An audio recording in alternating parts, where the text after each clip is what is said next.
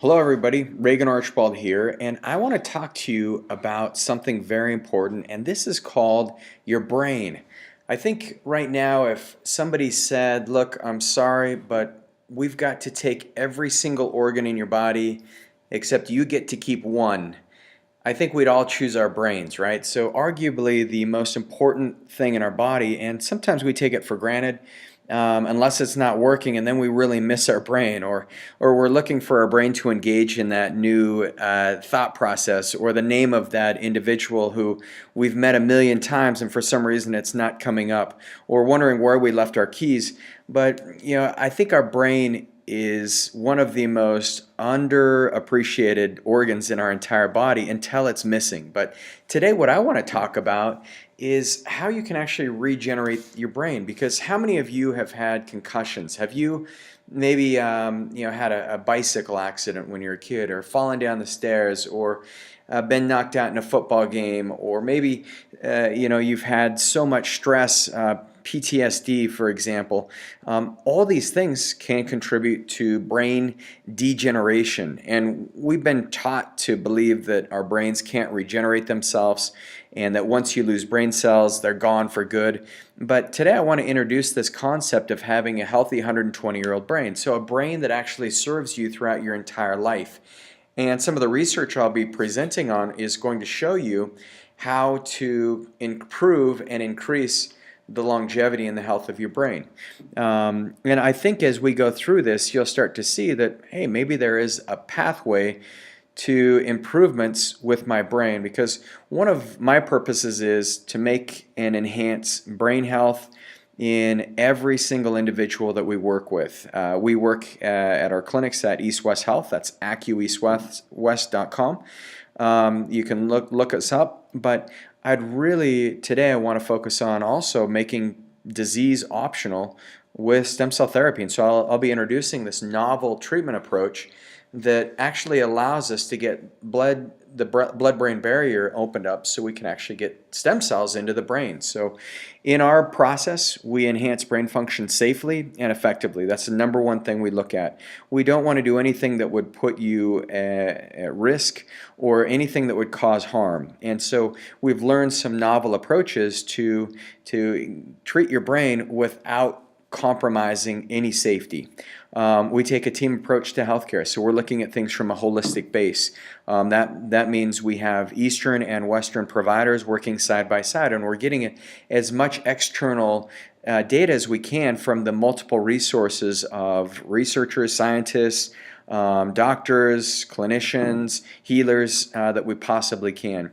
We focus on results that extend youth. So we look at aging as the biggest medical complication on the planet today. Now, that some of you may laugh and say, "What do you mean, Reagan?" But really, I want my patients to live a long life. We work with some of the most amazing people I've ever met on the planet. And if for those of you who've actually read my book, Your Health Transformation, you'll probably see right in the acknowledgments I say, I'm so grateful for all the patients who have taught me more than all the universities ever could. And so I really appreciate you guys, those of you who've worked with me or worked at our clinic here at East West, for tuning into this. Because when I look at changing lives and helping extend somebody's age, then I know, okay, great, well, I can work with my patients their entire life, and I want you to live as long as possible. One of the hardest days of my life was when one of my favorite patients passed away, and she was in her 90s, and her family was very grateful for all the added years that we gave her beyond what the doctors told her she would live. But it was still so hard to see her go. So we want to look at this new thing called health independence in age extension. So imagine right now that you could maybe choose an age at which you live to be, and imagine how you feel, the energy that you have, and how you want to live your life. And now what I challenge you to do is kind of write down the age that you initially think, I'd like to live to be 85 or 90 or whatever sounds like a good age. But then picture yourself at the age before you die, and you have all the resources in your life. You have great friends, great family around you, support. Financially, things are great. You've got a purpose, a meaning in life. then maybe, would you really want to die at that age, at 85 or 90 or whatever you put down?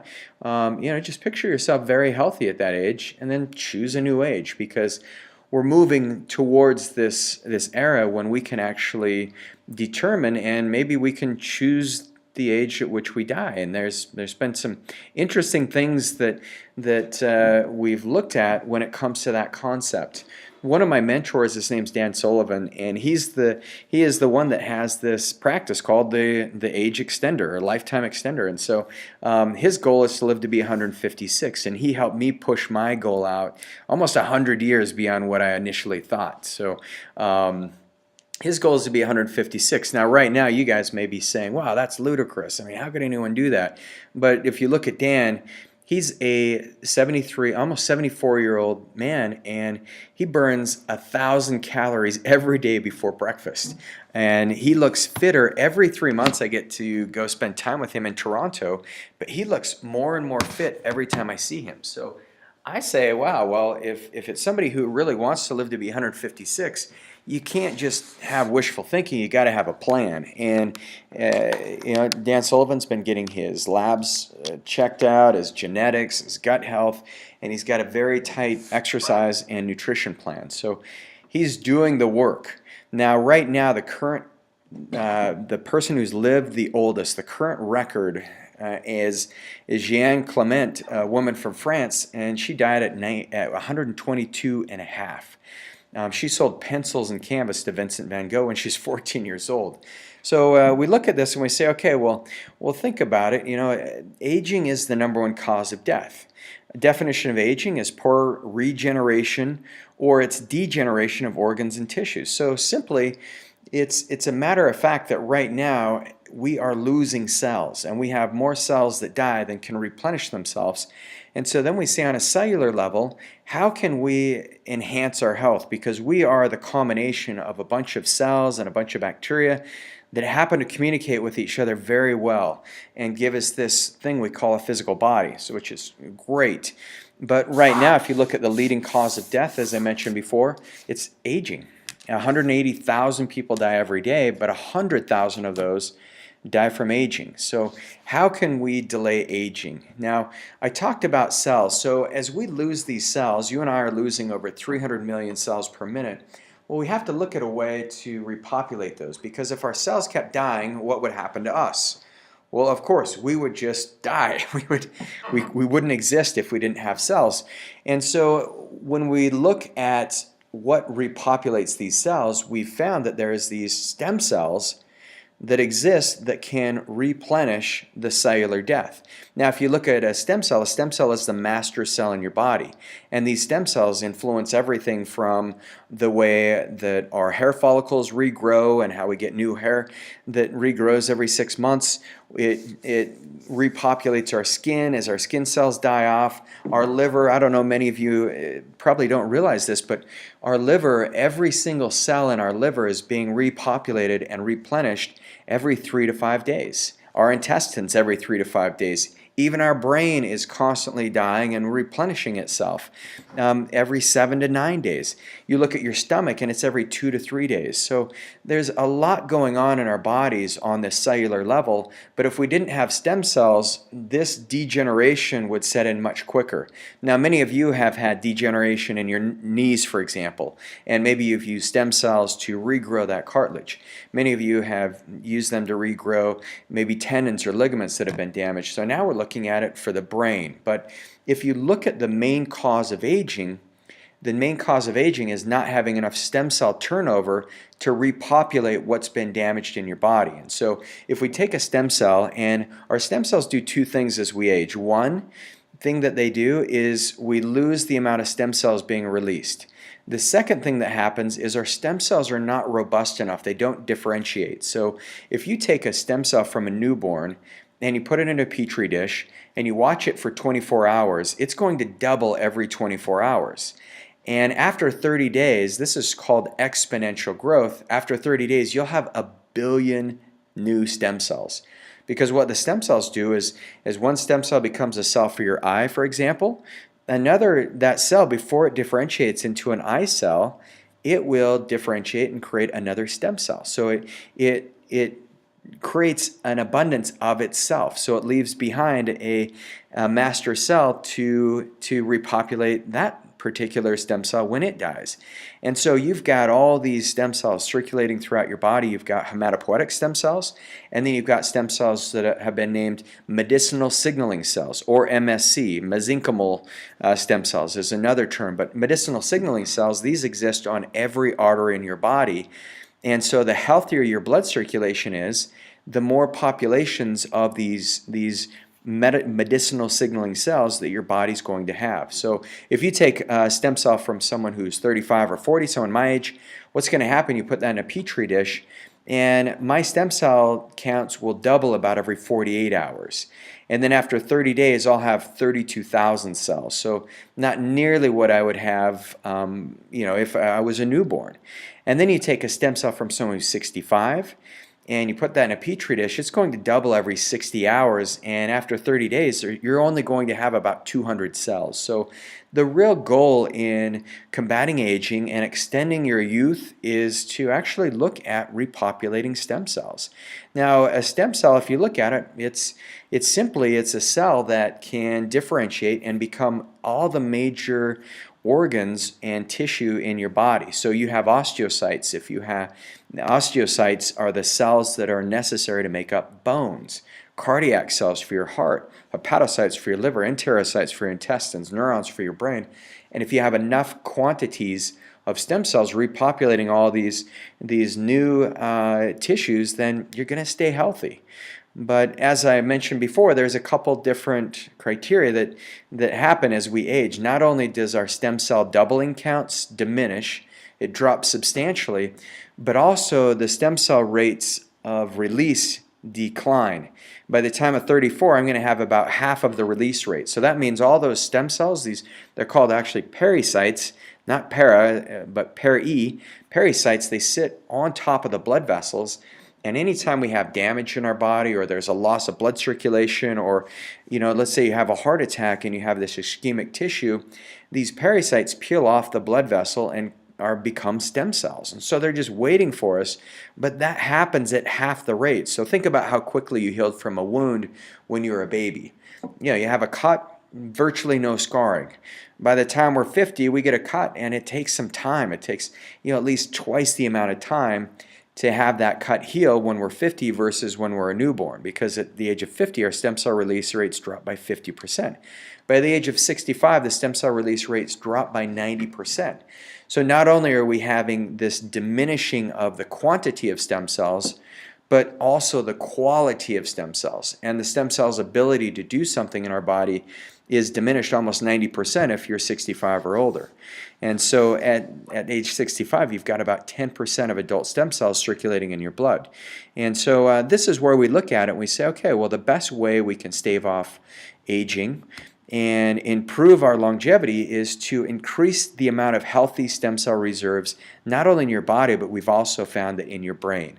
Because this is going to be the key that we're going to focus on now, is how can we actually work at replenishing stem cells in our brain. And I'm going to share a study with you that shows just how important this is. Because how many of you were told, that's going to kill your brain cells? Or I remember being exposed to paint, and I was using this kind of lacquer paint. We're building a skateboard ramp, and I remember one of my friends saying, "Man, those fumes are going to kill your brain cells. And once the brain cells are dead, they're dead. They never come back." So we've looked at the research, and for a long time we thought the brain is just, once it's damaged, it can never be restored, and that's still the case in some very traumatic instances. But what we're finding now more than ever is the brain can actually replenish itself. These cells can actually come back to life. So let's talk about how, and is there any research to back this up, Reagan? Well, first of all, here's some research where they looked at the hypothalamic or the brain. The hypothalamus is part of what regulates all of your endocrine functions. But they looked at these brain stem cells that exist around the hypothalamus, because the hypothalamus lies right in the center of your brain, right in the center of your skull, I should say. And what they found is that these age extension researchers, they found that the stem cells in the hypothalamus, declined sharply in mice around the age of 10 months. And that's just a few months prior to the onset of clear aging symptoms. At the age of 2, most mice don't have any of these hypothalamus stem cells left. They're gone. And so the research team wondered, well, would these mice age faster if these stem cells were gone? So they wanted to just find out if their hypothesis is true. They said, well, do any of these stem cells, these hypothalamic neural stem cells, do anything to aging in these mice? So what they did is they targeted the brain cells with viruses in these healthy mice to selectively destroy the hypothalamic neural stem cells. And what they found is the result quickened the aging process. They also found these mice had accelerated memory problems, muscle weakening, their coordination declined, so their sensory motor system just started to shut down. Just like what happens to us when we age. We start walking in a shuffle, we lose our coordination, our balance is off. But these mice also died sooner. So they did find that yes, indeed, our hypothesis was correct in that these hypothalamic neural stem cells do influence aging. And then what they did is they replenished the brain with healthy stem cells, and they found that the aging pattern was reversed. And so what the researchers concluded is they said, our research shows that the number of hypothalamic neural stem cells naturally declines over the life of an animal. This decline accelerates aging. We also found that the effects of this loss are not irreversible. By replenishing these stem cells or the molecules they produce, it's possible to slow and even reverse various aspects of aging throughout the body. So this was published in nature.com in 2016. So very fascinating. So if we think about it, what if we got your brain healthy? What if we were able to get you comfortable enough to where you wanted to extend your life, where you said, man, well, I've got these neurodegenerative issues. I've been diagnosed with Alzheimer's, dementia, Parkinson's, ALS. You think about all these things you could be diagnosed with, but what if you actually could regenerate some of this damaged systems and tissues in your brain? I think that would be amazing. Now, what if you were healthy and mentally fit? I think that could do us a world of good. And you'd want to live longer, even if you had the financial resources, great relationships, and a purpose.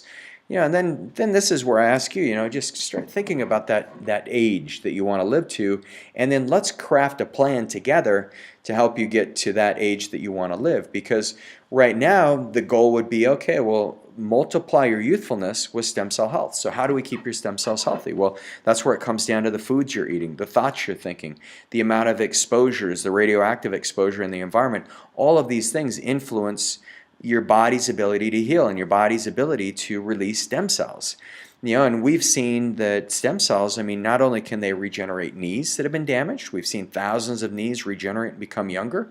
We've seen it in hips, we've seen it in spines, we've seen it in shoulders. Now we're looking at it for the brain. So many of you, if you think about it, how many of you would like to extend your health and regenerate your brain? I ask the questions, what's the worst part of poor brain health? Is it the brain fog? Is it the tiredness? Is it the embarrassment because you can't remember somebody's name? How does this affect your relationships, your ability to work, your ability to learn, and your ability to enjoy life? My grandmother, who is just this phenomenal entrepreneur, just very charismatic, very, very bright, and she ended up with Alzheimer's. I remember in my late teens, early 20s, I started getting extra birthday cards in the mail. And then I noticed my grandmother started calling me by my cousin's name, and that was not characteristic of her. And pretty soon she was diagnosed with Alzheimer's, and my last memories of my grandmother were someone who was very scared and paranoid and confused and just unhappy.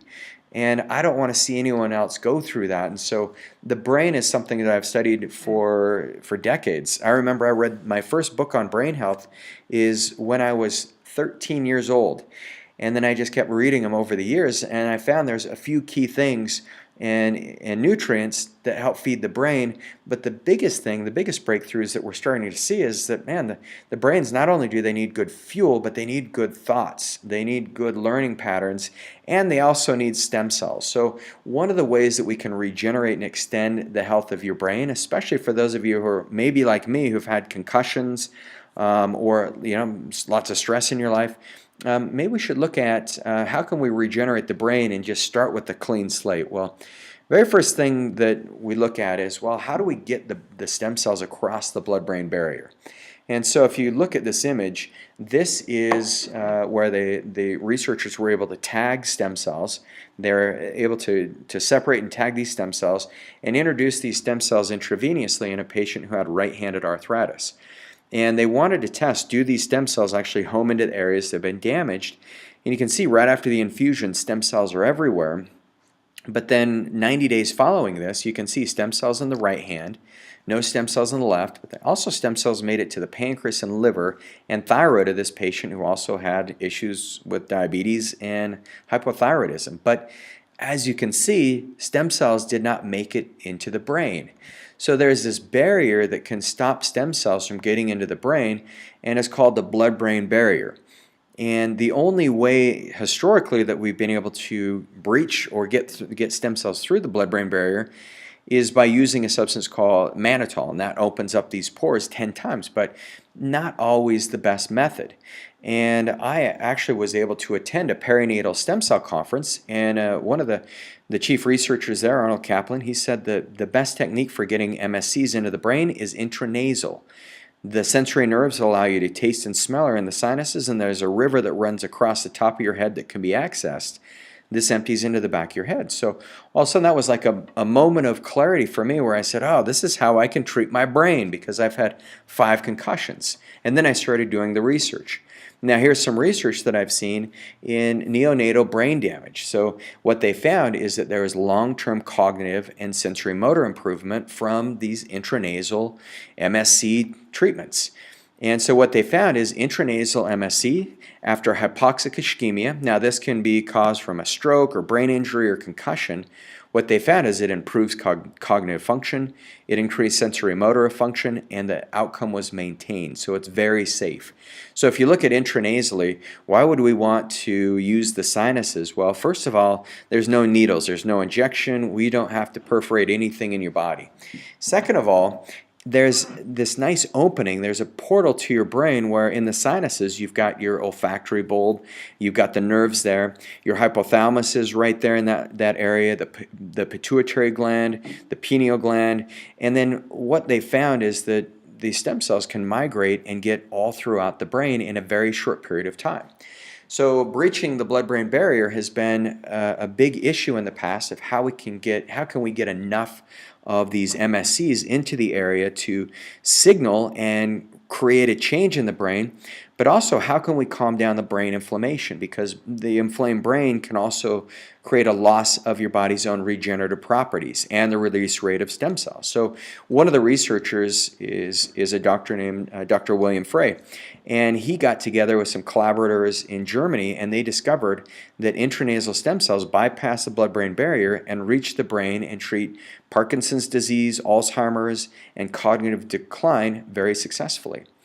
This technique, Dr. Frey said, is being investigated in various disorders. Most of the studies have been done in animal models, but Alzheimer's work has also been done in humans. So this is who Dr. Frey is. He's a senior director of neurosciences research at Regents Hospital in St. Paul, Minnesota. And he is one of the chief researchers that discovered this intranasal method for bypassing the blood-brain barrier. And he's seen that intranasal stem cell and T-cell delivery has been validated in animals for treating MS, Parkinson's, stroke, brain tumors, spinal cord injuries, and other brain disorders. And this was published in Neurology Reviews in April of 2016. So just some interesting things. The other thing they found is that it's not just the MSCs, it's not stem cells alone that are doing the work. And in the tissue that we're using, the perinatal stem cells, or the perinatal tissue, stem cells are kind of a minor component of the other overarching components, which are the growth factors, the cytokines, the signaling properties, and more the paracrine functions of the other cells that exist in this tissue. But what Dr. Frey noticed is that after treatment, the pro-inflammatory cytokines, they diminish. The inflammatory brain diseases go down to normal levels. And they found that this method of delivery, within 10 minutes, they got it into the brain and spinal cord. In humans, they found that the intranasal neuropeptides reached the cerebral spinal fluid in 10 minutes. And the study showed highly significant improvement compared with placebo in motor function or movement. So if you've got issues with movement, neurological issues, not only cognitive decline that you'll see with aging, this might be a possible scenario for you. So one of the things I looked up, I said, well, what about using amnion tissue? Because not just isolating stem cells, but what if we use the entire tissue like we do with our other, the thousands of patients that we've treated, using the umbilical cord, the placenta, the amniotic tissue. And I found, several things. One of the studies that I found for intranasal introduction was for MS and macular degeneration. And what they found, the heading of this study is therapeutic intranasal amnion tissue treatment prevents vision loss and neurodegeneration. So it prevents your brain from breaking down and aging. So this is where they find that the benefits are. They say the numerous cytokines and growth factors present suggest possible paracrine activation of multiple intracellular signaling pathways. Now what this means is that your body has its own stem cells, and we talked about those on the blood vessels. You've got stem cells for virtually every single tissue in your body, and if you can activate your body's own stem cells, then that's how your body can actually start repopulating. You'll start, if you have the right cytokines and growth factors present, you can make your stem cells young again. And that's why you see some people, you look at two people who are 50, and one 50-year-old can look 70, the other 50-year-old can look 30, right? And so that's because they've learned and they've done specific things to actually enhance their stem cell proliferation. So when you look at these growth factors and cytokines, not only do they improve the release rate of your body's own stem cells, but they bring in your body's own healing messengers so that your inflammatory messengers calm down. And then paracrine, what that means is you have all these molecules that get signaled out from different cells in your body to promote better tissue regeneration. So phenomenal things that they found there. So intranasal delivered amnion tissue suppresses inflammation. It prevents neural damage and preserves neurologic function in the experimental autoimmune encephalomyelitis animal model of multiple sclerosis. It contains a high number of cytokines and growth factors. So it works with MS. It also worked in preventing vision loss. So how does this umbilical and amnion tissue function? Well, the very first thing it does is it homes the sites of inflammation. And then once it's there, it regulates the immune responses. So it cuts off these inflammatory cytokines, interleukin-6, and TNF-alpha. The other thing it does is it regulates blood vessel growth. So this umbilical and amnion tissue has been proven to have proteins in it called TIMP2 proteins. And these proteins actually stage and promote new blood vessel growth. So if you have a concussion and your brain does not quite work as well as it used to, or maybe you've got neurodegeneration like Parkinson's and you're not getting the dopamine production, then you need some type of new blood vessels to carry nutrients to that area, because Parkinson's is really, it's a crisis of the mitochondria in the cell. You're not getting the energy to the cells, and that's where some of the tremors can come from. And you look at reduced scarring. So if you've had a stroke, you're going to have some scar tissue that gets built up in your brain. So this umbilical and amnion tissue can help repair that scarring. It's just similar with like ALS. You're going to need to get all of the neurological systems firing synchronistically. It prevents premature cell death, and then it repairs and regenerates tissue. So a lot of different functions there. And what we found from the research with the intranasal stem cells with this birth tissue is it's very safe. I'll talk about where we get the tissue from, but the research shows that, number one, it's got broad implications for suppressing inflammation in autoimmune diseases. And this is one of the reasons I did it myself. It prevents brain damage and acute head injury. So maybe in the future, one of the very first treatments we'll do for someone who has had a concussion, instead of just, let's watch it, sending someone home, don't let them go to sleep right away, maybe we will just introduce intranasally this birth tissue and completely restore that trauma that happened to the brain. Number three, will calm chronic neurodegenerative diseases such as multiple sclerosis. So this is all what the research is showing that happens with this birth tissue. And with it, there's no immune rejection. The birth tissue is in a privileged environment. If you think about it, a surrogate mother can carry a baby full term with no genetic matching at all to the parents and then give the baby back, and grow a healthy baby. And in the United States right now, we have over 4 million births per year, and most of those birth tissues are being discarded when they possess massive healing potential. So I look at this and I say, man, this is a perfect way of improving not only your aging, but improving brain health in people who have degeneration. The amnion epithelial cells, so these are some of the cells, the non-MSC cells that exist in the amnion tissue, and in most MLs, you're going to have about 40 million different types of cells in this tissue. Some of those will be MSCs, but a lot of these cells, the majority, are going to be other types of cells. The amnion epithelial cells have been shown to reduce fetal brain injury in response to inflammation. What they found is amnion epithelial cells also modulate immune responses and suppress the inflammatory response in the model of multiple sclerosis. In a model of traumatic brain injury, cell treatment was shown to significantly attenuate axonal regeneration and improve motor impairment. So all these things. They've also found that the intranasal amnion cells are very safe. So there's important growth factors and cytokines that stimulate a variety of anti-inflammatory and neuroprotective responses in human cells. The near physiologic concentrations of these factors may allow cells to respond only to the factors that stimulate receptors and have been upregulated in response to cell stress. So I look at this as an amazing way of helping. Here's where they found the combination of low concentration of cytokines and growth factors may avoid untoward side effects and may be less likely to stimulate normal levels of receptors on healthy cells. Acute and chronic administration safety studies of amnion have shown it to be safe and well tolerated. Now, this was a study that was published last year in the Science magazine, and it was journal.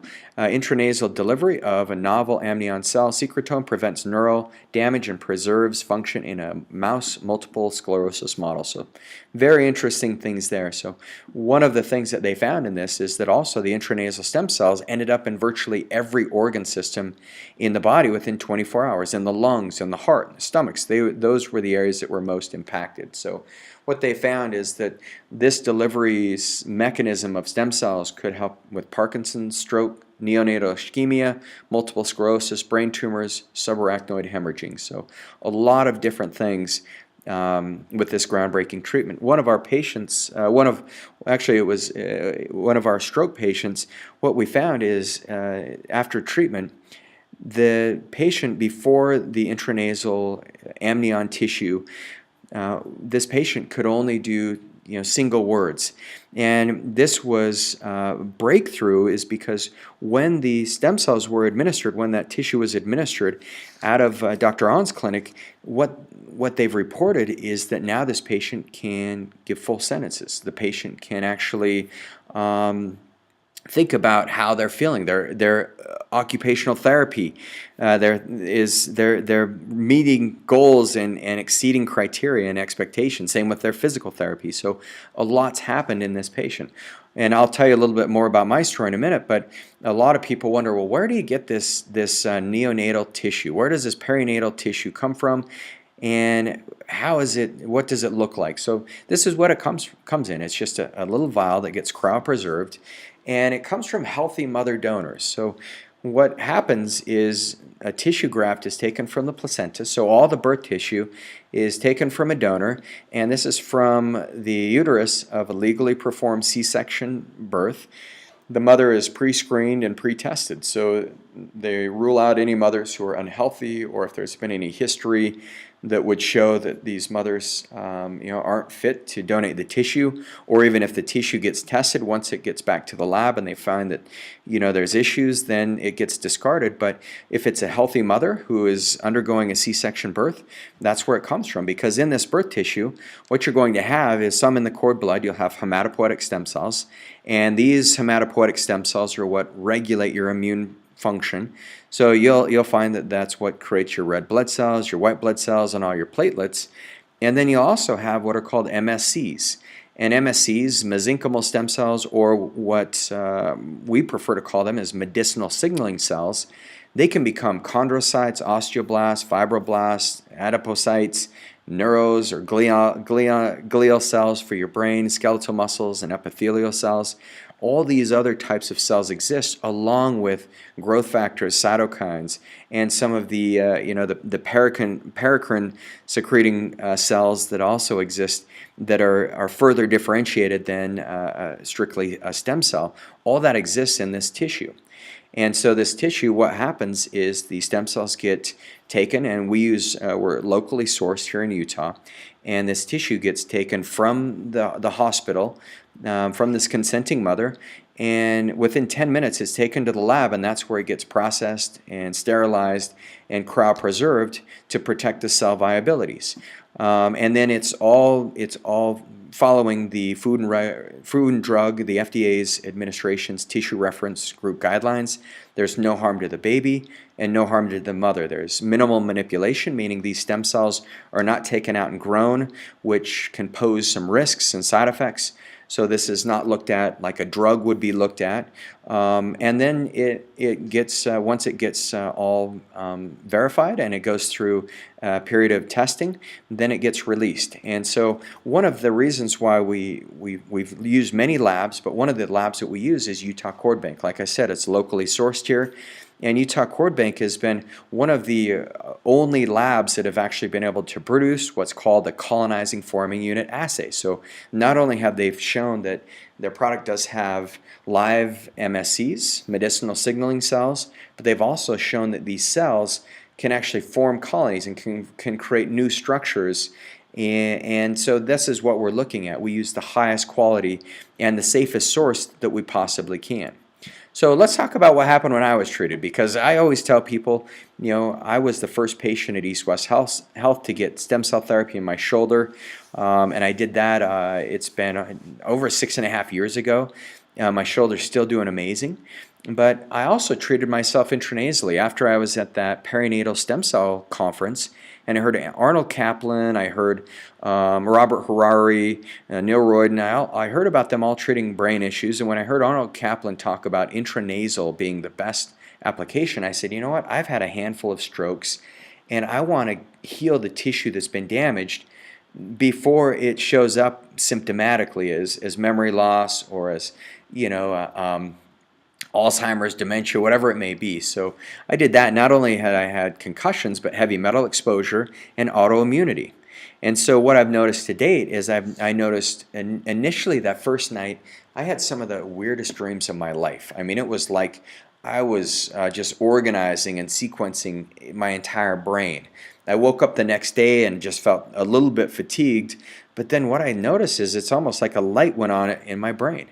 The next night I slept, I still had crazy dreams the next night. I had a little bit of a headache in certain areas where I've had concussions. I felt pressure there that I typically don't feel.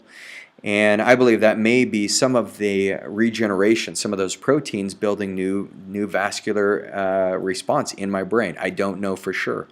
But I did notice that in all my senses, my hearing is improved, and my seeing, my sense of taste, and my smell. And then, of course, my memory and cognitive performance feels better because my brain feels quiet. The quietest has been in years. I've been able to quiet down with looking at my genetics, my COMT, but this just took it to a whole another level, and it just keeps getting better. I noticed the day after I went and did a pretty hard workout, I noticed my lungs felt better. And I've continually noticed that my digestion, sleep has been great until my wife got a puppy, and that's another story. But so far it's been great. So what does this look like? Well, it's a simple procedure There's zero downtime or side effects that we've noticed, that I've seen in any of the literature and in the patients that we've treated. Very safe, it's effective, and it's affordable. So it's a simple procedure. It is intranasal, so there is a little bit of pressure. It can feel odd, but overall, it's yielded phenomenal results. So who can we help? Well, anyone with neurodegeneration. If you're just looking to improve your brain health, this could be a good viable solution for you. If you're looking for any help with cognitive performance, and if you've noticed, man, I'm just not quite as sharp as I used to be, this might be something. If you're looking to get help in protecting your brain with MS, Parkinson's, ALS, traumatic brain injuries, concussions, autoimmune, Lyme's disease, brain fog, lung and heart issues, once again, this is something that might be helpful to facilitate in the health of your overall brain.